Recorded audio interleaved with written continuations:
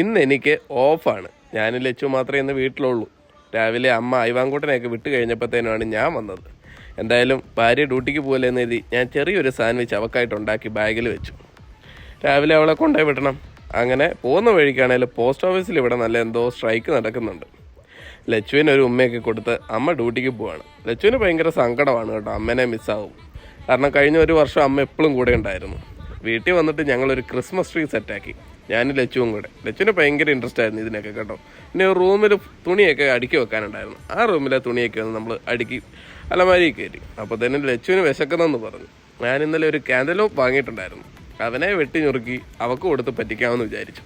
പിന്നെ കുറച്ച് പാത്രങ്ങളൊക്കെ രാവിലെ കഴുകാനുണ്ടായിരുന്നു. പെണ്ണുമ്പിള്ളക്ക് ഡ്യൂട്ടി ആയ പിന്നെ നമ്മൾ കാണല്ലോ ഇതൊക്കെ ഒന്ന് ചെയ്തു കൊടുക്കാൻ വേണ്ടിയിട്ട്. പിന്നെ 3 മണി ആകാറായി. ഇനി ഐവാൻകൂട്ടൻ ഇപ്പോൾ വരും. ഐവാൻകൂട്ടനെ സ്കൂളിൽ നിന്ന് വന്ന് പിക്ക് ചെയ്തു. ഇവിടെ വന്നപ്പോൾ ഐവാൻകൂട്ടൻ ഭയങ്കര സർപ്രൈസ് ആയിരുന്നു ആ ക്രിസ്മസ് ട്രീ.